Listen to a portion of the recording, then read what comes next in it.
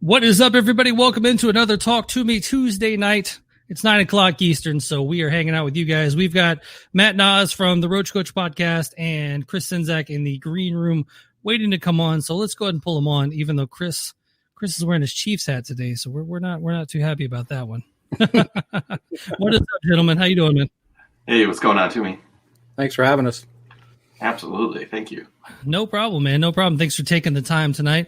And let's just go ahead and get the pleasantries out of the way, man. But Chris, tell us where you're from and the podcast. What does Decibel Geek offer everybody out there? Well, Camaro's so much better at doing this than me. Decibel Geek's been around since 2011. It's a weekly rock and metal talk show. Themes change all the time. We're in week 3 out of 4 for our Christmas in July right now, where we cover all Kiss topics for the whole month, and then sometimes have special guests. We have our good friend Baco coming up this week, which it was a fun one to record. What we remember of it. But we've done interviews, year in review shows. We used to do a thing called Radio Suck Show, but we don't really play much music anymore for thanks to Universal Music Group.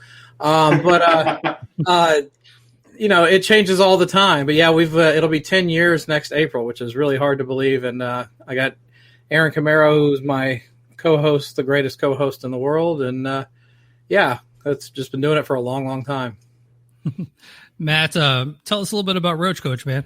Well, Roach Koach is Lauren Kozlowski, Jennifer Socia, and myself. And every week we take another album to decide whether it belongs in the new metal canon. We just celebrated 4 years of our show, and we are notorious for not putting the first Korn album in the new metal canon. Really? Oh, yeah. It's episode number 1. And, we started off with a bang, not putting what everybody considers to be the most deserving album of all time. I guess you got a little bit of heat for that? Yeah, but I think it was the spark that started the show off in a different direction, where it wasn't just going to be pandering, and it wasn't going to be just it wasn't an instant yes. And I think it was all in all a good thing. And now it's just become our thing. I'm like, yep, didn't get in there. Because even if we put an album that or a song from an artist, we always will go, so this goes in, but not the first Korn record. Well, that's one thing I've always said about Roach Koach being a good podcast is the fact that it's not 3 just new metal fans sitting around talking about new metal. It's you. Obviously, you don't listen to the record until they do Correct. the episode, and you kind of come from more of like an industrial background, and almost hated on the genre throughout the years. Oh yeah, I was very nose up in the air, like navel gazy, have to be like, oh, this is what Q magazine says is important this week. Just shut up type of guy. And now I'm older and I'm just like, taste is subjective. Let's re-listen to these things with open ears and be like, there's a lot of reasons why people like this. I understand it. And some of it I like now as well, which still sounds like I have my head up my own butt, but I'm doing the best I can. Well, kind of getting into the topic tonight is our concert memories and what we grew up, listening to. So I'll start with you, Chris. What was like the first show you ever went to see? Where, when, what, how? Actually, this is like serendipitous timing because today's the anniversary of the first show I ever saw. So no way.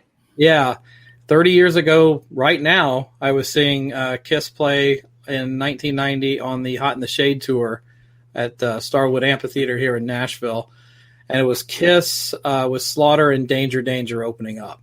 And great show. I mean, I wrote a long post about it today online. But, it was amazing show because if you're a Kiss fan, it was like the perfect balance of like newer 80s material and old stuff.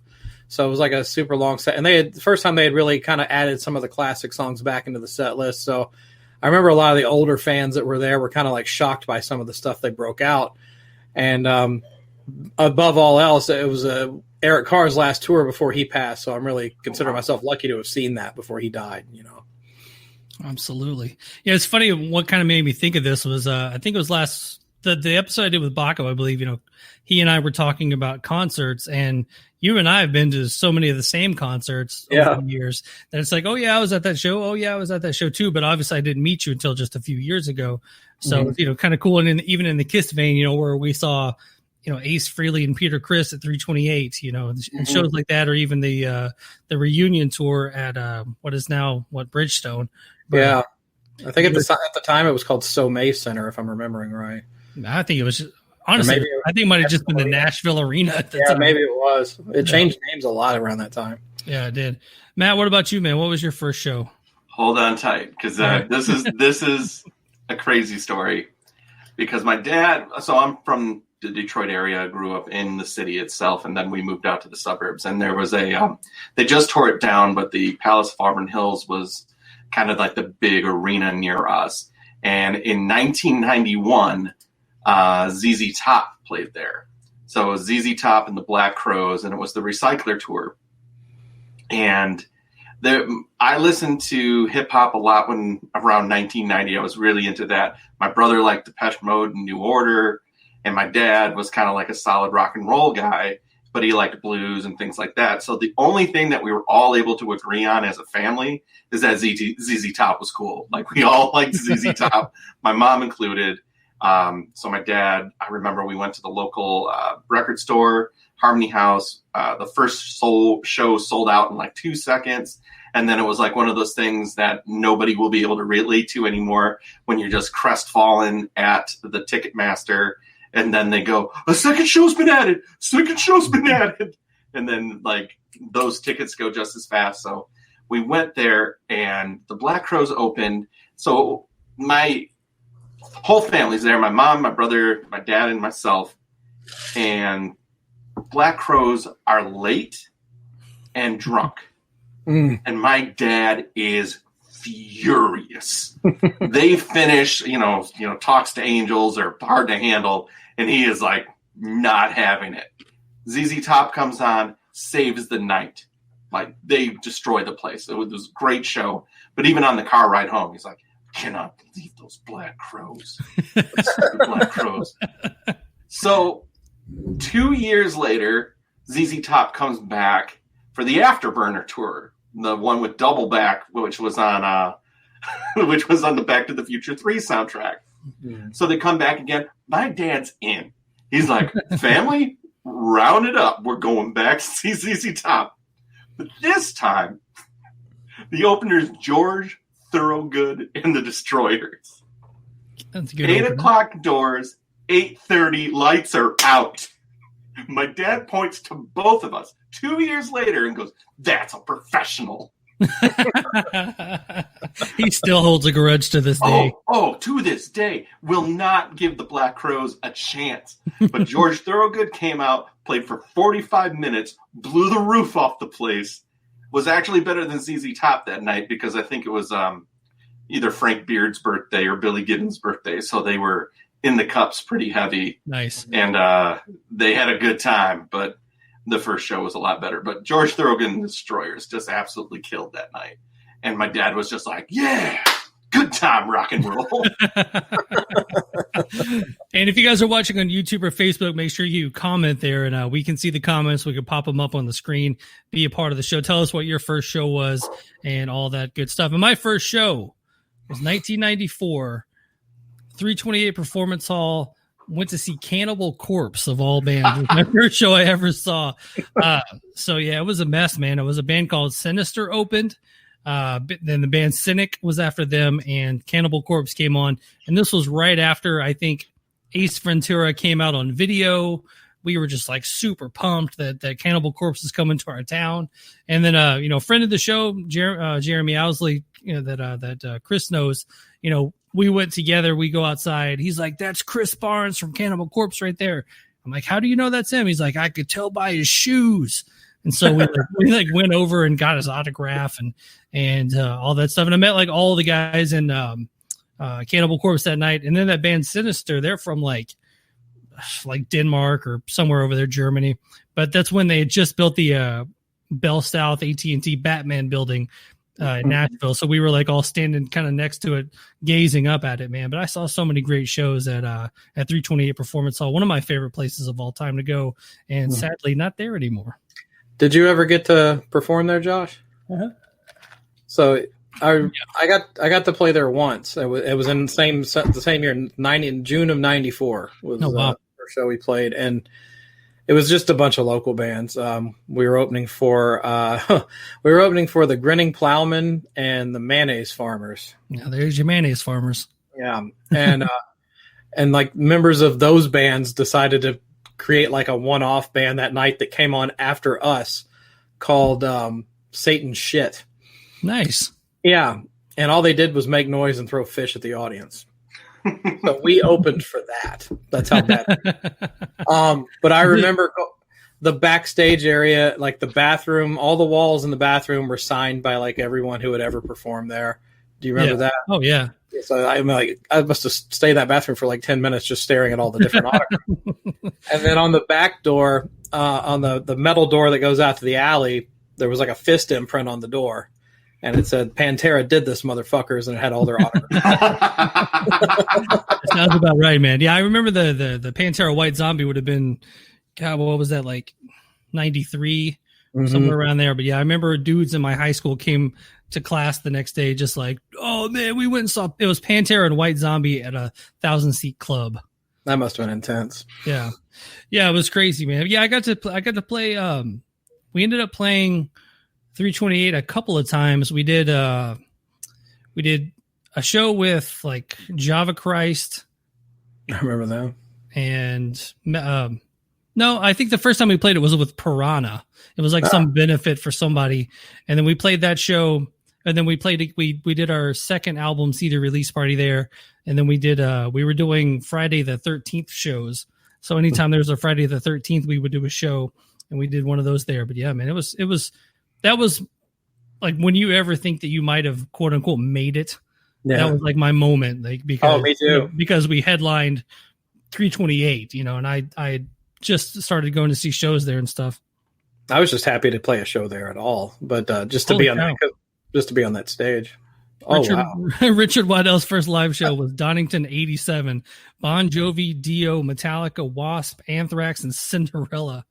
That's awesome. Wow. So he got ruined for concerts pretty early on. Pretty fast. He goes to the next show and it's just like, where's the big stuff going on? Yeah, Corey Davies' first show was 91 AC/DC Razor's Edge at the Mid-South Coliseum in Memphis, Tennessee, where you could also go see some wrestling. Yeah, that's a legendary place. John Beatty Skinner at Dover Air Force Base. First show I went to, they wanted to see was Sick and Twisted.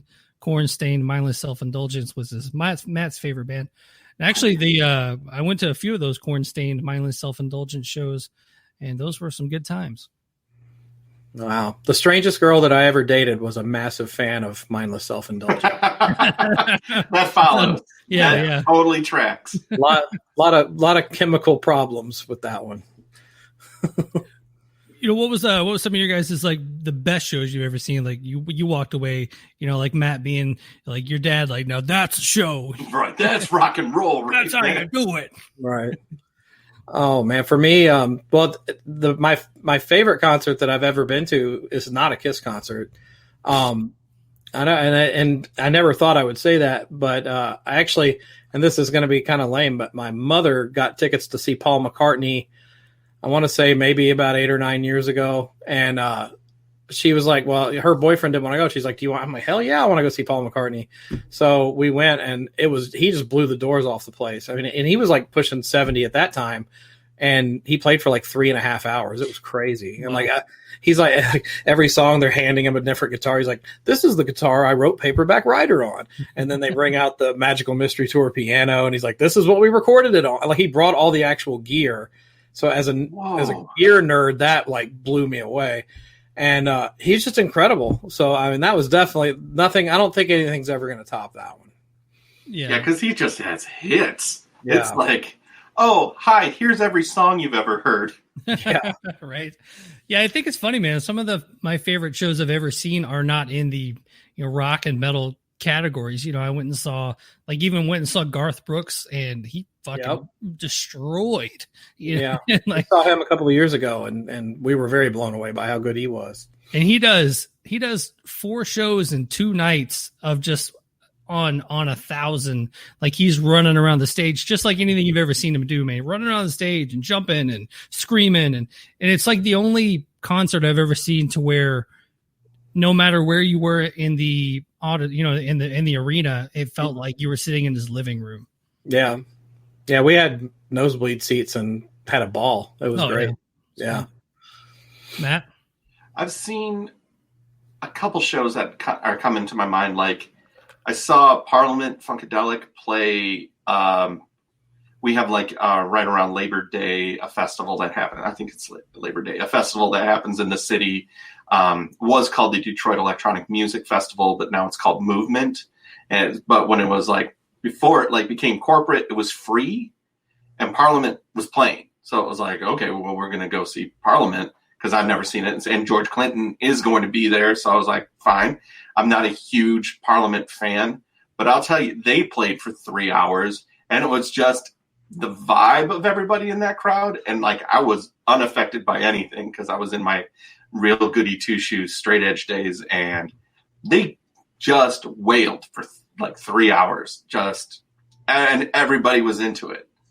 That was really awesome. But I've also seen I love shows that you go to where you don't even know the band, and you're oh, look at Garth Brooks killing it. Killing it. Well, he used to do that guitar duel thing, where somebody else would have an acoustic guitar and then they would smash them together. Oh yeah, it was great. Oh, I remember that. Yeah, they were swinging like baseball bats. Exactly. Yeah. There was recently on Netflix. They repackaged a documentary on him, and I was just about to bring this up. It's fantastic. Well, but let me quantify it a little bit. Most of it was fantastic, but all of his little vignettes where he's by himself, and it's everything the man says is the most profound thing ever said, and it's just does this guy ever lighten up? Because it's just it almost be hey Garth, what do you want from Taco Bell? Well, there's something you got to know about a burrito. If it's wrapped just the right way, it can last you all through the night. I mean, he would talk like that through every little segment, and it was all the live stuff and sustenance and the rehearsal stuff was great. But when he would talk into the camera, and he was just it's almost like he's trying to be a soothsayer or something. I'm settle down, Beavis. Yeah, it was. Yeah, there was a lot of times where he's sitting there and you went down to the Bluebird Cafe. Yeah, and there was just something in the air that night. He's trying to become the new Morgan Freeman. Yeah, he's doing a good job. And that's the night I met Andy Dufresne. One of my favorite places to play was Harpo's there in Detroit, Matt. That's always that's a place. They always said that the tour manager that night was just do not leave the venue. And me being me, I was I'm gonna go look around, and I left and I walked around the block and right back into the venue. I'm not going out here anywhere. Yeah, I grew up about a quarter mile away from Harpo's. Oh wow. Yeah. I mean that's very east side, and the further east you go, I was also about a quarter mile or less away from Grosse Pointe, which is very wealthy. So we were smack dab in the middle. So it was fine. My dad was a Detroit fireman, so we had to live in the city. Did you go, being a KISS nerd, I have to ask, did you go see shows at Cobo Hall? Yes, I saw Ted Nugent's Whiplash Bash. Oh, nice. So it was, which was another one. The whole family went. My brother and I were very upset because the Beastie Boys were playing. But it was the New Year's Eve show, and my dad got tickets. So opening up Jackal, Damn Yankees, Ted Nugent. Nice. And Jackal was one of the funniest shows I have ever seen in my life. Jesse James Dupree does not let down, and especially in the mid-'90s, he was a maniac. Yeah. And he was bare butt naked with a guitar over himself, singing She Loves My Cock, and then at the end he lifts it up for everybody to see. He was going for it. Wow. Well, I moved to Kansas City in 2001, and this is well past Jackal's prime, and my friend, he grew up there, and like we saw this advertising for this, they call it Rock Fest up there, and it's like the big festival. And at the time, it was like a lot of bands like Godsmack and a lot of new metal stuff. Yeah. And so I think Stone Temple Pilots were on the bill, and headlining the show was Jackal. And I looked at it, I was like, why the hell is Jackal headlining this show? They haven't had a hit in 10 years. And he goes, oh no, there's still Giant here. And I'm like, you're full of shit. And then we went to the show, and I was like, I have to see what the turnout is for Jackal. That place was absolutely packed for Jackal. It was the craziest thing I've ever seen. There he is. I have two Jackal stories, and one of them was when Jeremy Owsley, once again, and I were at the same high school, and he was like, dude, Jackal's doing a signing at Sam Goody in Rivergate, by the Rivergate Mall. And I was like, well, I don't have anything Jackal. And he's like, we're going. So after school, like we had just gotten our report cards. And so that semester, Jackal signed my report card. They were just laughing their asses off at doing it. But then years later, probably closer to 2000, around the time Chris saw him, I was working at a Crew Masters kind of place where you go and you help set up stages for bands coming through town. Mm-hmm. And Jackal was playing at the riverfront. And so I got some work going down there to do that. And the one thing that blew my mind about Jackal was they were the only band I think I've ever seen that Jesse James Dupree was out there at 9 a.m. sound checking, testing all the gear. He was in the pavilion yelling into the mic, trying to, make sure all the levels were right and stuff. So I was like, wow, that's pretty impressive. I've never seen that. That was probably the only time I ever saw a band out there actually participating in production that early. Yeah. I was not like a big fan of theirs. I like some of their songs, but I will say they are a hardworking band. They were actually really good live. I'll give them credit. They were a really good live band. Yeah, they definitely, they had the crowd going that night. My favorite Jackal memory, I didn't go to Woodstock 99, but I think they were there, and he had a shotgun for one of the songs. It was a prop shotgun, but it did fire off like a blank. Mm-hmm. And he had his fingers over the shotgun, so he blew the tips of his fingers off during the show, during the set. And during it, he was like, "You see what I did for you?" And like he was just bleeding all over us. Wow, that's awesome. But, I think of the metal genre, though. I think some of the best stuff I ever saw was Pantera, White Zombie, but it was a few years later at the Starwood Amphitheater, which is, the big outdoor shed that was in Nashville. Man, all my favorite places are gone. Starwood, 328, they're all gone now. But yeah, man, it was one of my favorites was to go see. And Pantera was on fire, literally. And then, White Zombie comes out with the full stage setup and stuff. Chris, were you at that one? I wasn't at that one. I was going to ask you, did you see Pantera at Starwood when they were on I think it was the Trendkill tour? I don't even remember who opened because I think we got there late, but it was a last minute decision I was in college at the time, and we were like, oh, well, Pantera's in town. Should we go? And a bunch of like, yeah, why don't we just go down there and go? We'll buy tickets when we get there. And we were going to get grass seats because we all wanted to get, because that's where the pit was. And we get there, and I think this was, I don't know, maybe I got the year wrong. I think this wasn't too long after all of the rioting at the Woodstock around that time. And like Starwood had it on lockdown. Like they didn't want people moshing or anything. And we get to the box office and we go, well, we want grass seats. They go, oh, the grass is sold out. You'll have to get seats. And they're like, well, we'll charge you for a grass seat, but you'll have to stay in the seating area. We're like, well, okay, but we'll just go back out into the grass. And then we get in there and they've got the grass roped off. They weren't letting anyone on the. Were you at that show?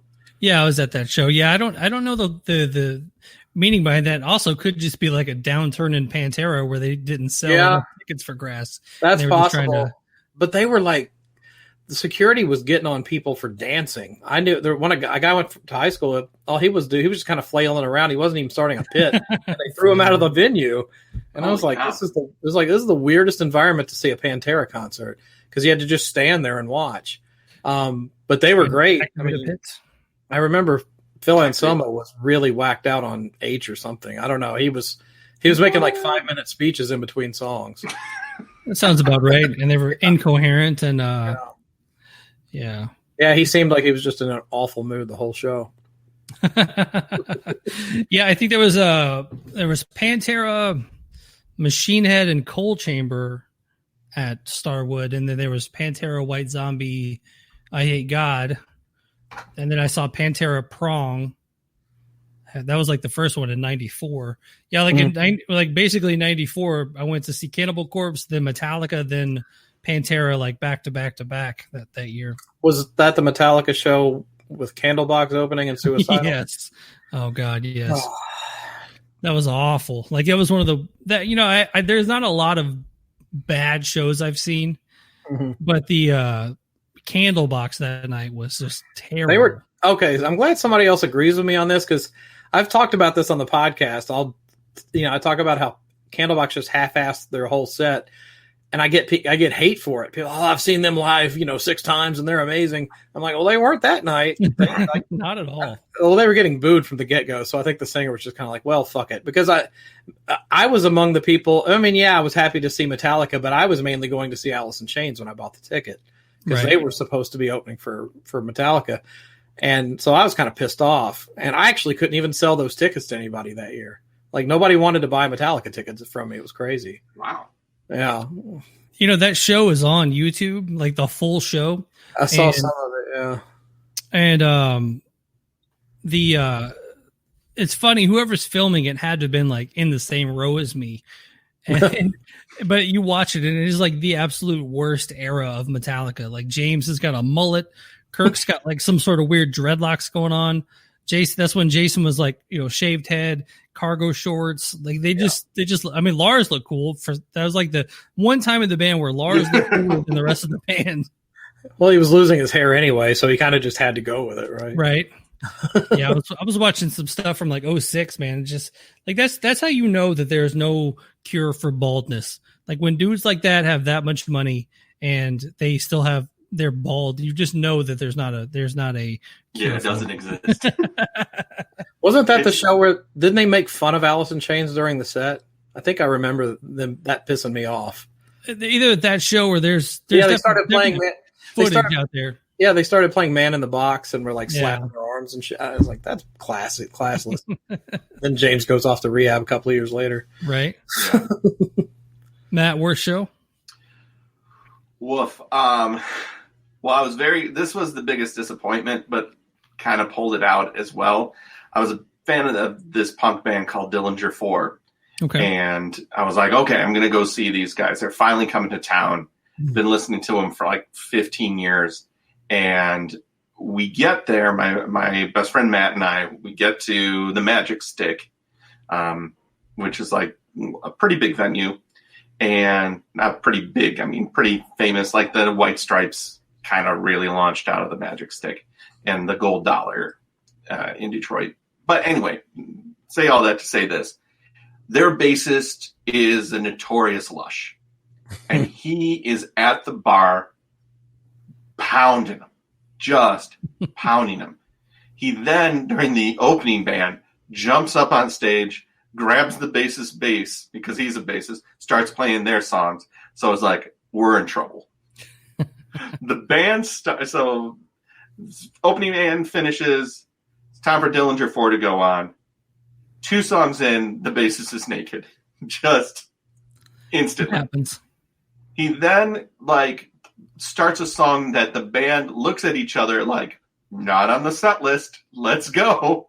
You can just tell, even if you don't know the inner workings of a band, this guy's going rogue, and we either don't do anything or we just try our best. They finish the 4th song. He turns around, back to the audience, throws up, projectile down, passes out. The band's like, that's it. And everybody starts to boo. But then the drummer goes, are you saying boo or boo earns? And we were like, well, that might be the most punk rock thing I've seen in a long time. But for straight up, just overhyped in that moment. I saw the Strokes and the White Stripes at Shane Park, and the lead singer of the Strokes had broke his foot, so he was like in a chair, which was totally lame.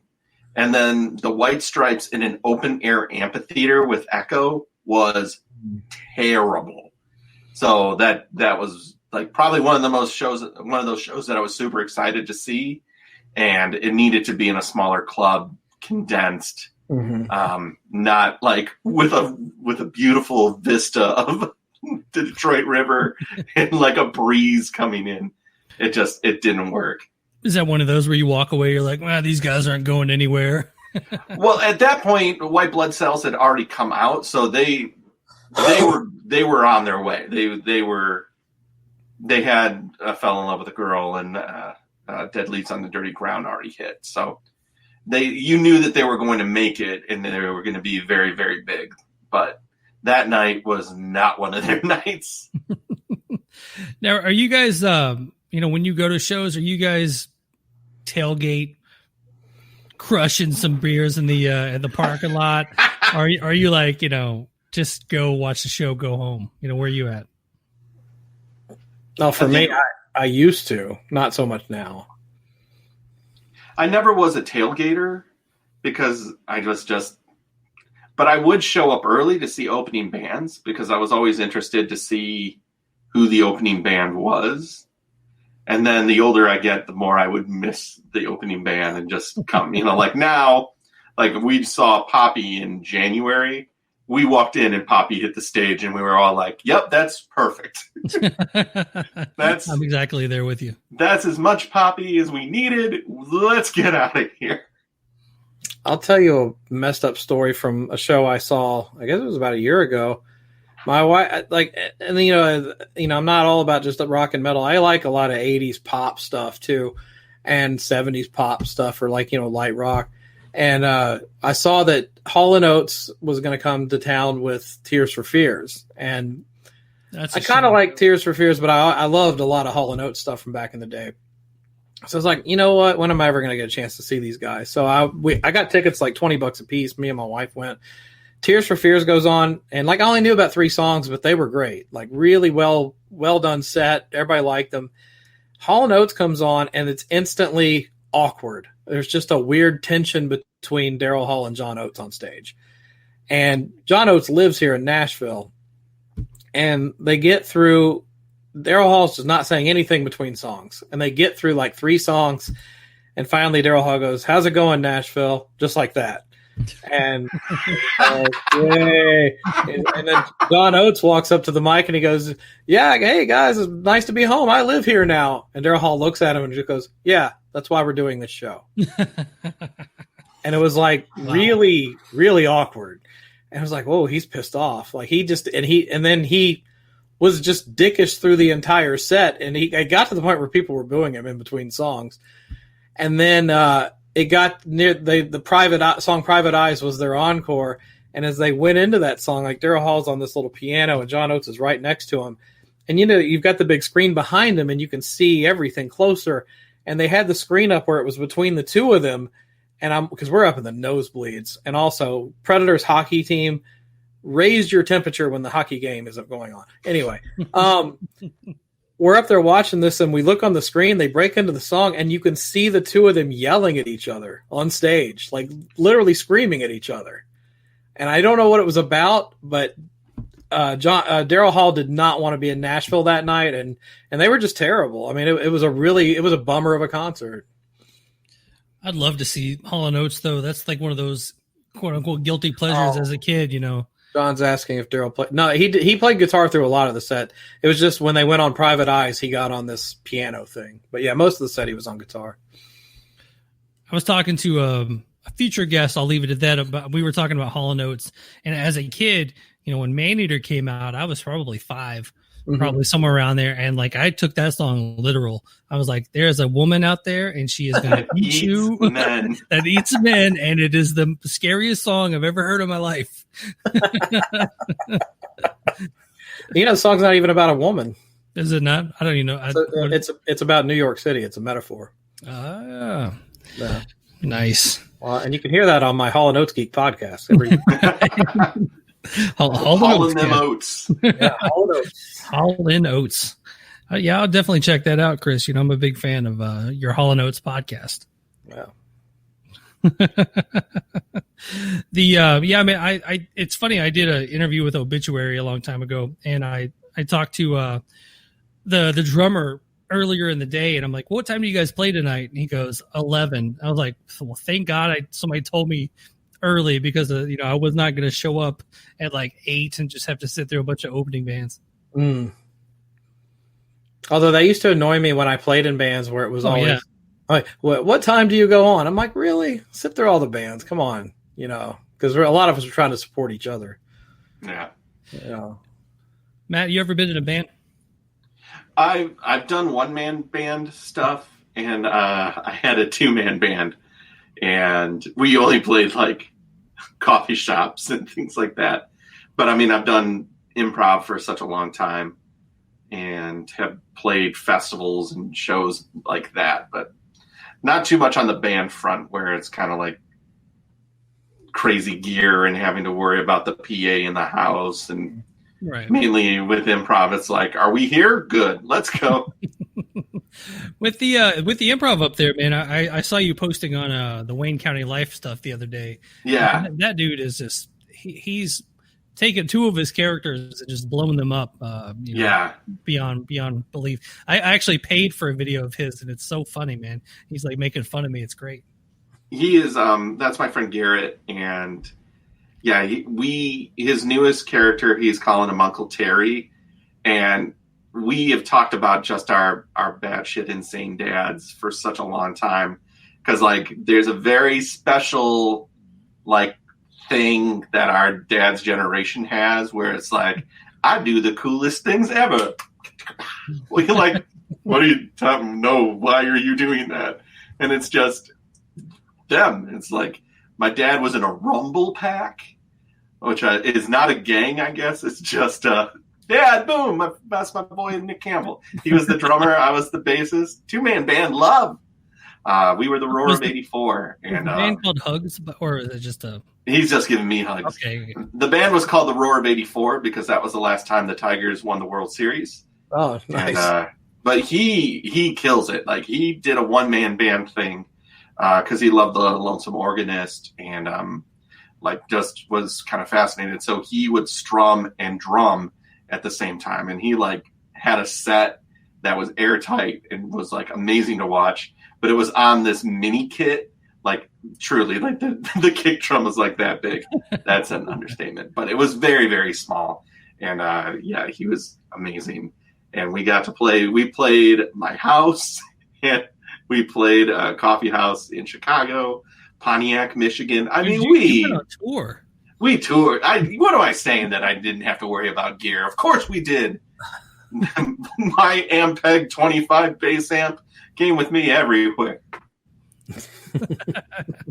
But tell me some more about the backstory of the Wayne County Lyfe guy, So, I mean, we have all been improvising for years now, since like 2003, 2004, and we used to have a second city in Detroit, and that was kind of the brass ring around these parts. That would be like being able to play, that theater that you were talking about. Like, I've made it. I'm here. Yeah. I'm playing this. Yeah. And that was Second City for us. And, Little Caesars Pizza Empire is what brought it here. Because Tanis Illich, who was Mike Illich's son, he's the founder of Little Caesars, went to Chicago, saw the Second City, was like, we need them here. Asked them for it, asked for like a licensing agreement like they have in Toronto. And they were like, no. He's like, I got a bunch of money here. And they said, let's work something out. That sounds good. And like Keegan-Michael Key came through here. Like all of these people, my friend Jamie Moyer, a bunch of people that I can't remember because I put myself on the spot, to Mark Evan Jackson, who was in The Good Place and a billion other things. Tim Robinson, who has a show on Netflix called I Think You Should Leave. Sam Richardson, John Hartman, all of these guys, like they just started here, and there was a second city in Detroit, and then it moved to Novi. And once it left the city, it's like you can't make fun of Detroit unless you're in Detroit. It's just how it works. So then it moved to Novi, and it was kind of like in an Andiamo's. It was in a restaurant, and they didn't know what to do with it, and they were trying their best, but it just ended up closing, and it kind of turned into that thing of, I'm not moving. Garrett's not moving. He has 2 kids, and we've done as much live improv as anybody could do, but there is the internet. And he's like, I have these characters. I have these things. He called one of our friends and he was like, can you be here in 20 minutes to record something? Yeah. And that was 2016. And like, he just started going. But the one that really got him, and it's all shots on goal. I mean, both of us, all of us here, the 3 of us have podcasts. Right. And it's like, you'll look at metrics on one thing, the thing that you think like, this is going to do it. We got it. This one's fire. And it's like 5 people commented. And then the one that you're like, I don't know, like 70 people commented. What's going on? Yeah. So he did one about all black Dodge Rams. Oh, it's a great one. Where he has a character who is kind of like that construction worker guy who also is the hunting guy, but who's also like 2 seconds away from crying because he's never been allowed to really be emotional in his whole entire life. He plays that guy really, really well. And he's just like, if you own one of these, your dad thinks you're a genius. And there's enough people with all black Dodge Rams that they kind of blew up. People saw it, and then it was tagging, and like all of a sudden he has 100,000 people following him. Wow. Yeah, it's crazy. And then he did one for Smash Mouth. Yeah, that's him. The Smash Mouth one is... Yeah.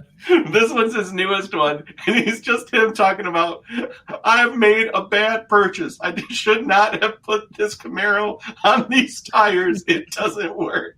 Yeah, you can tell. What I think is funny about him is I'm assuming he's just like walking around, and then all of a sudden he sees this car, so he just does improv about it.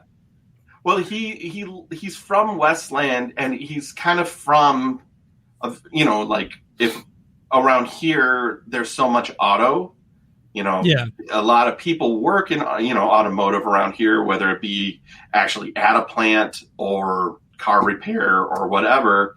So it turns into there's a lot. I mean, I can go right now and I can drive Woodward and I will show you, I could film it, and there will be people in chairs waiting for a cherry car to drive by. Like that's our car culture here. Mm-hmm. Like right now we are hitting peak dream cruise. So like there's cars everywhere, and like it's very, very close to us here, because there are people that are like, if I don't have an F-150, I don't have a car. Right. Like that's just it. What I've liked about his videos too is they're not like a lot of people who put out a funny video, but there's a lot of jump cuts in it and stuff like that. And they're cutting out just straight down the barrel. He just hits record, and 3 to 5 minutes of just gold comes out of his mouth, and all 3 of us here know talking for 3 to 5 minutes about anything is tough, because you think you've talked for like half an hour, and you look down and you're like, it's been 30 seconds. Right? It's hard, man. But yeah, that's one thing I've always liked. I did the Smash Mouth one was the first one I ever saw, and then just kind of fell in love with what he does, man. It's hilarious. Yeah, the Smash Mouth one, he's at the construction site, and he got to be in charge of the radio, so he puts on Smash Mouth because the beginning of All Star comes in so hard. Oh. He's like, somebody once told me. He's a genius. That song is a crime against humanity. Have you seen any of this stuff, Chris, that we're talking about? No, I've never even heard of the guy. I'll have to check it out. Yeah, he did I think it was like $20-$25 a while back. He did the, where you could get a personalized one. And I just sent him a bunch of, just that I had a podcast, that we were getting married. And he basically like told Melissa, he's like, don't do it. He's got a podcast. He's like, one of my favorite parts was he goes, you're my boy. I know you're a girl, but you're still my boy. and And then just like going on and on about how, how basically don't marry him and he's there for her and all this other stuff. Yeah. I'm smelling a Rockin' Pod commercial coming. Yeah, he would definitely be able to pull one off. That's great. And then he's got the other character he does. I'm not as big a fan of. I do like some of it sometimes, but this main, like the construction guy or whatever he is, that's awesome. But this is good, turned into the Wayne County Lyfe pod. little Wayne County, little improv. I have to know before we stop, what's the one? Like, what's the pinnacle? What is the concert that you get bragging rights on? The one that you're like, I saw it. Nobody, like, if you were there, you were there. And if you weren't there, you don't know. Like, I was lucky. I'll go first just because I put it on a spot. But I was lucky enough to see Nirvana at the Michigan State Fairgrounds. And they were like everything to me in 1993. Like, I was in junior high school. That was all I wanted to listen to. That was it. And I mean, nobody knew that he was going to be gone so soon. But that's the one where I get to say, I saw Nirvana live. I did. That's cool. Yeah, and it was awesome. I mean, their light show is still one of the trippiest light shows because I swear they had stars or something in the gels. And they hit my eyes, and I saw the stars. I was like, "What? How? How did that happen?" That's like the plot of the Stone Age, isn't it? Probably, right? Bragging rights wise, I mean, obviously getting to see Pantera so many times. There's a lot of people I talk to like, "Oh, I never got to see Dimebag live," and I think I saw Pantera and Damage Plan combined 12 times. Stuff like that, or. I made it down to what was that? Grimey's when Metallica did the pre-show. Oh, you were at that? I made it for Seek and Destroy. I got down there like right at the very end of it, and it was fun. And I couldn't get in, but you could see in. Yeah. And then like right at the show ended, Metallica had nowhere else to go, so they basically walked past me, and I just looked at James and high-fived him. I was like, what do you do? Like, hey, buddy. But I missed a phone call, or otherwise I had a shot at getting into that. Oh, nice. I was delivering papers for the Tennessean at the time, so I was sleeping through the day, and I wouldn't wake up till like 11, 12 at night to go to work. Yeah. And I had my phone off, everything, and then I wake up to a voicemail from a friend of mine who I guess he was in the Metallica fan club or something, and that he was on the list or whatever. I don't know how it worked that they got him in, but he was frantically leaving me a message going, "Call me back. I can probably get you in." So I have massive amount of regret for that. Yeah, I had found out that day that they were there, and I was at work, and I was doing a closing shift, so I didn't get off till 9. So I was like calling around, and I was like, "Please come in and work for me. Metallica's playing in front of like 150 people." Yeah. And finally someone came in for me, and I was working at Rivergate Mall and just took off to downtown. But yeah, some of those shows, it's stuff like that, or I got to see the Misfits reunion at the Riot Fest that year. Oh man, that's awesome. Yeah, that was a lot of fun. And, so there's the big stuff like that, or even down to, getting to see Korn in a club or something, Yes. Well, you were at that Louisville show I was at too, weren't you? Which one? I saw them a couple times in Louisville. It was Korn, Helmet, and Limp Bizkit at the Brewery. Yeah, yep. 97. Yeah, we were there, and we came in we got there, like, this is before Limp Bizkit's first album. Yeah, I missed Limp Bizkit on that show. And we walked in, and I think they closed with Faith, and then Helmet played, and I think it was a Monday night because they did a midnight signing for their new album, what it was, Aftertaste, I think, came out that night. And then Korn came on, but yeah, it was crazy, man. And then we saw Korn at 328, favorite club, and then we just saw them all over the place. Or the original, I got to see 2 of the original Family Values tours that you guys did the CD on there, Matt, in Kansas City at whatever arena that is. Kemper Arena. Yep, that's nice. I saw Helmet Sepultura for Chaos AD, and that was pretty awesome. And Ministry was the headliner on that. For the Scribble popping in. It's live, Scribble. It's all kinds of live. Now it's dude. I can shout out Scribble all day, man. I love that guy. Yeah. His hustle is incomparable. Nobody. Nobody's working like Scribble. I'll write you a song, and 20 minutes later, you get like perfect bars over music. He's amazing. You're like, can I do a song for you? Sure. Boom, it's right there. Yeah, Scribble rules. You guys, it's the what was that? The Everlast episode you did with Scribble was really good. Thanks, man. Appreciate you listening. Corey Davies, Ace Frehley in Indianapolis 2 years ago. Awesome show. Meeting him afterwards was pretty damn cool. Also, Chris, do you remember at that Ace Frehley show in like '95? He had like you could meet him for like $25 or something. It was super cheap. Yeah, and I was even like, I'm never going to pay for someone's autograph. And now I'm like, man, I should have come off that $25. I didn't meet him that night either. I don't know why I didn't. I guess I was just broke. But like, because I bought that ticket way ahead of time. And I remember I was buying the ticket from Tower Records in Murfreesboro. And the guy behind the counter made fun of me for wanting to go to the show. Yeah, I guess he's like, oh, those bad boys of Kiss. And I was like, I did meet Peter after the show at that concert. Oh, that's awesome. Yeah. In 1995, I saw Weezer, and they were humongous Kiss fans. Mm-hmm. And they mentioned Ace in one of their songs. Yeah. He was at the show. Yeah. And he was at the show in Detroit. And my friend Matt and I are leaving. And like, I bump into him. And then we just walk by. And Matt goes, Matt, that was the Space Ace. Hey, Scribble's asking our thoughts on the Sebastian Bach Jericho feud. Feel like it's all work, and I 100% agree. I think it's going to be, Sebastian and Jericho going at it, and then all of a sudden it's going to be the newest online, collaboration of Fozzy and Sebastian doing a Skid Row tune. I don't think so. Are you aware of this, Matt? Have you seen? No, I do not. This look is nod, keep quiet, don't make a fool of yourself. It's worth looking up the articles because it's very entertaining. Basically, Jericho is saying that Sebastian lip syncs. Sebastian is basically saying that Jericho sucks as a singer, and they're just going back and forth right now, and it's quite hilarious. Savage animal. I don't fist. I don't think it's a work. I don't know. It's Canada on Canada crime, so they don't normally do too much hateful. I don't know. Towards each other. There's just a little.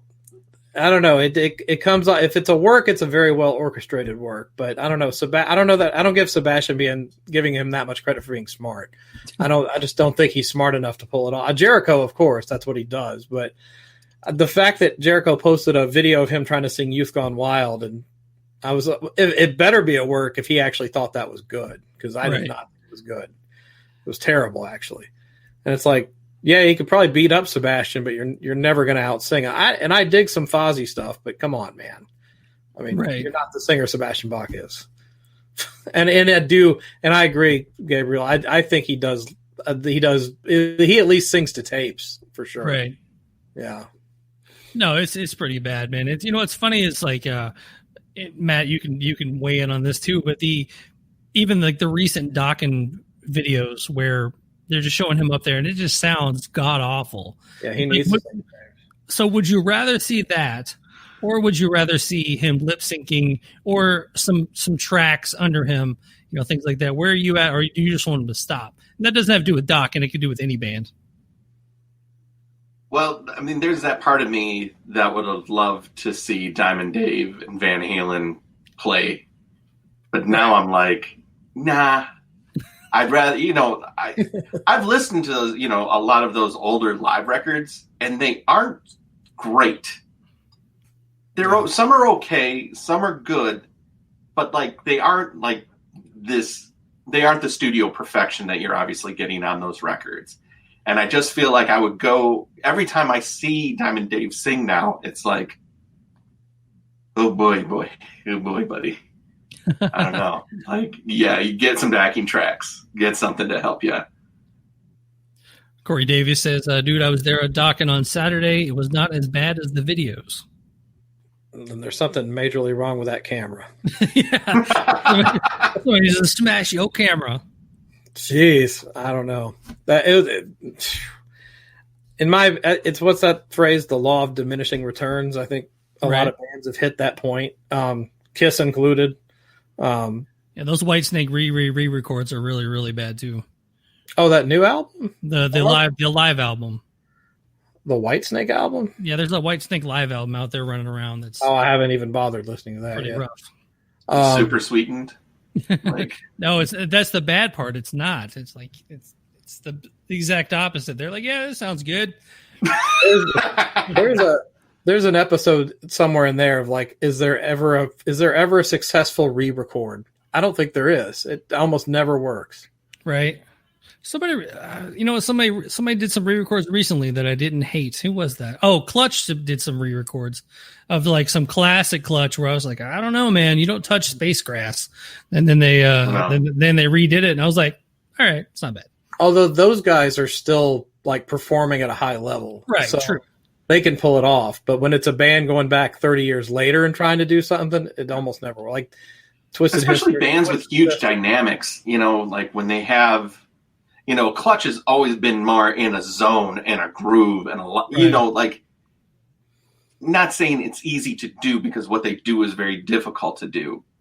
And at the same time, if you lock into that, like that's going to come back. Whereas like the dynamics of a singer's voice.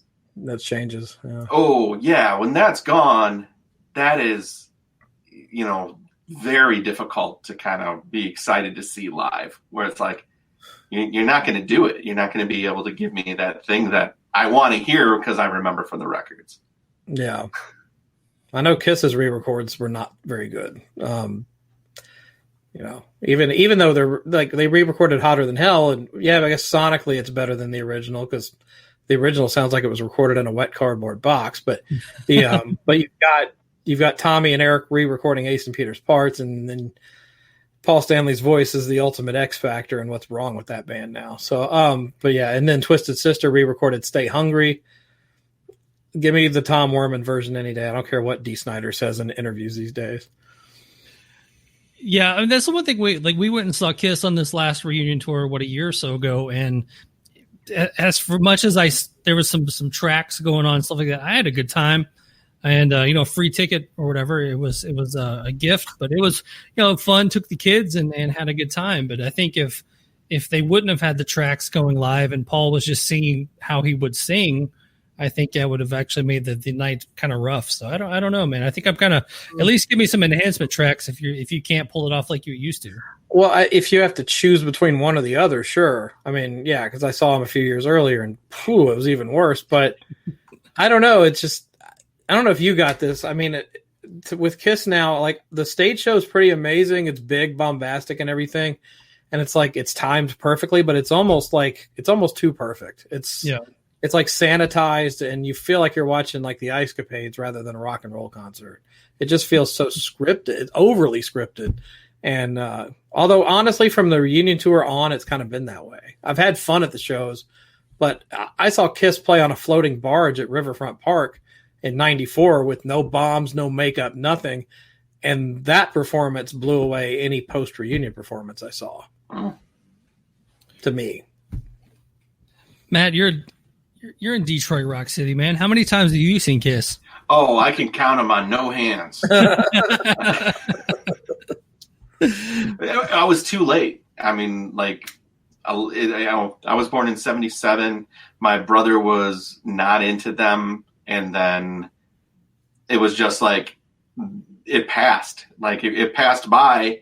And then I saw Breakin', and I was like, "What is this music?" And that's what stole my heart. It was just that thing where it was like more people wanted to grab cardboard and try to do a windmill than wanted to put on face paint and be the demon.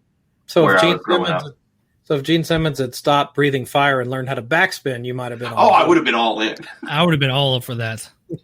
Well, it was funny because it was like I only knew one kid who had a Motley Crue tape. Like it just wasn't part of our life, but I could turn on WJLB on the weekend nights and hear like hip hop. I could hear what would then become techno, but like I could hear that stuff, and our brains were on fire. And then we get to hear James Brown's Living in America. I mean, and then Weird Al comes out. That was over. Yeah. Well, yeah, environment plays a huge part in all this.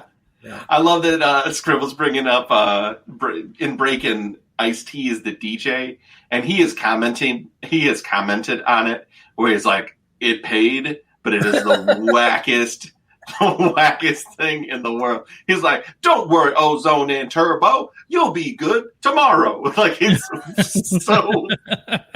so bad. I saw Breaking 1 and 2 in the movie theater, and I also saw Beat Street in the movie theater. Wow. Yeah, I was all about it back at the time. I couldn't breakdance worth a damn, but yeah, I was all about it. Yeah, no, I couldn't either. I wanted to tut really bad. Yeah, but I just couldn't pull it out. Way too white. This funky Magoo. Scribble's also asking, "Are you excited for the new Megadeth?" Ellison said it's more complex than the Rest in Peace, but I don't. I mean, I feel like it's one of those like, this album is better than our best album ever kind of comment. So I mean, I was really happy with Dystopia. I really do believe that the new stuff will probably be good too, as long as there's not a whole bunch of I just had throat cancer songs. That's the question: is what's it lyrically going to be? I mean, like, what's the content going to be? I love Dystopia. I thought it was great, but and it doesn't have to be super complex for me to enjoy it. I mean, some of their simpler songs I like, but I don't know. If it measures up to Dystopia, I'll be happy. It doesn't have to measure up to Rust in Peace. Come on. Let's not be crazy. I think as long as it holds up to like Euthanasia, I'll be okay. As long as it's as good as Risk. No, wait, never mind. That's Matt's favorite. Matt, I love Matt's. Matt's like, see, I'm very good at this. Quiet, eyes of agreement. I have no idea. But it's funny as you talk about the rap and stuff. When did you kind of turn into take that turn into KMFDM and stuff? That came because of the record stores. Oh, okay. So I was in record stores pretty much from 16 on, and then if you go to a record store, eventually whoever's behind the counter, if you become friends with them, they kind of become the guidepost of your tastes. And I had enough touchstones with this guy, Bill Paskins, who actually became a very close friend of mine, a very good friend of mine. One of my best friends at the time. He now lives in Los Angeles and he worked for Shazam. Now I think he works for Apple Music. But like he was just one of those guys that knew the industrial side of it. So it was kind of like you start at Bowie, you go to Susie and the Banshees and Joy Division, and eventually you end up further and further away. And it's like, why am I listening to Throbbing Gristle? I need something with a beat. Then you get to Ministry and you're like, this rules. What else is like Ministry? Well, KMFDM is. Yep. So it just was like this natural progression. And then it's like, oh, this is a whole genre. And there's a million of terrible bands. Dude, Scribble's writing KMFDM was dope, but Ministry are fucking kings. Yeah. I cannot deny that. Al Jorgensen's a maniac. I don't enjoy a lot of his later work. I think that for me, peak Ministry is from Land of Rape and Honey, Mine's a Terrible Thing to Taste, and Psalm 69. That's like, those are untouchable. That's such a solid run of albums. Kind of getting it back to concerts, the one thing that we saw, was it last year? I think it was probably the last big show I saw was Slayer, Ministry, Primus, and Phil doing a Pantera set. And with Ministry, I mean, they came out and they just did hit after hit after hit. They didn't play anything new. They played everything off of the albums you're talking about. But then it kind of goes back around. I was going to go in July, it is July, but they were going to do the Mine is a Terrible Thing to Taste tour. Yeah. And my brother were like, we're going. Right. We're going. Because when we saw it, and you're talking about, did you pregame before shows? We didn't. But when we saw that was at the state fairgrounds. And my friend Scott Rumps went. Aaron Mackey was there, who was like a mutual friend of ours. So we go to Rite Aid before the show. And Aaron Mackey buys Robitussin. Wow. Because he's going to... And my brother's like, I have vodka in the car. And it's like, oh, okay. Like, why are we going to robo trip before Ministry? That is not what we wanted to have happen. But that was Helmet, Sepultura, and Ministry, and that was a ridiculous pit. Yeah, that was like Sepultura's on like what, Arise at the time. Chaos 80, yeah. No, it's crazy times. The one thing about Al though, which is great, is he has so many effects on his voice. You'll never know if he's lost it or not. Nope. Dude, they could play a DAT at this point, and you wouldn't know. Right. Yeah. Well, it's like we were talking. I have Tony Campos coming up this week, and I was bringing it up that Wayne had so much stuff on his voice that you could kind of get away with replacing him and giving the guy like all the technology, and it probably won't be as bad.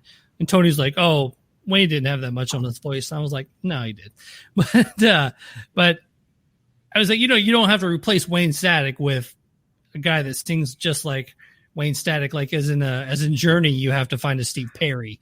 Right. You could probably get away with a lesser singer in Static X. But you guys are both having that face now.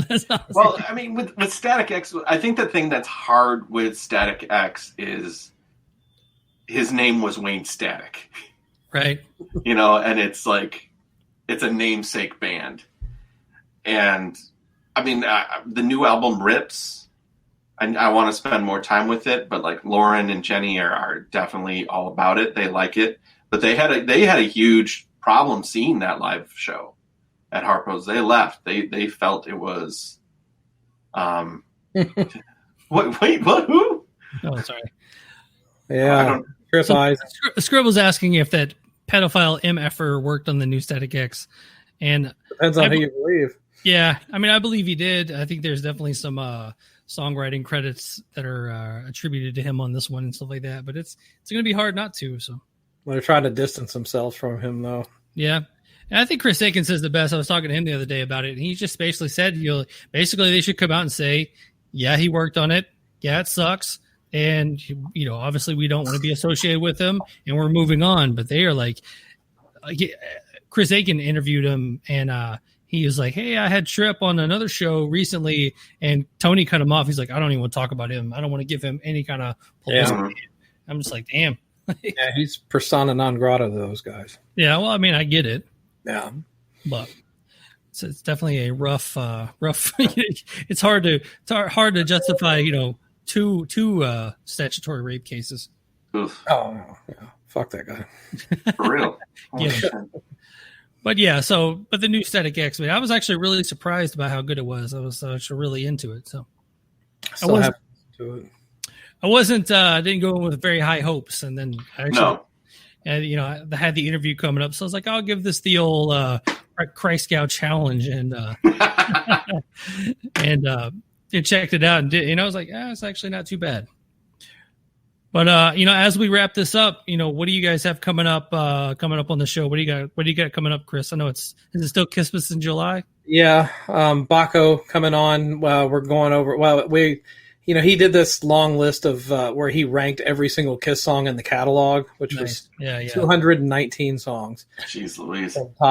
From bottom to top. And initially our idea was to go through all of them, and I was like, I don't think we're going to be up all night doing this. So we got a little ways into it. We basically all just wound up picking our top 10 and bottom 10. So that's what'll be coming up. Some of the choices might surprise you on what we think is the best and worst, but we've got that, and I haven't completely confirmed it yet, but I may have another road crew guy coming up the week after, and this time this guy was part of the reunion tour. Oh, nice. And then after that, I think 1976 year in review will probably be the first thing out of Christmas.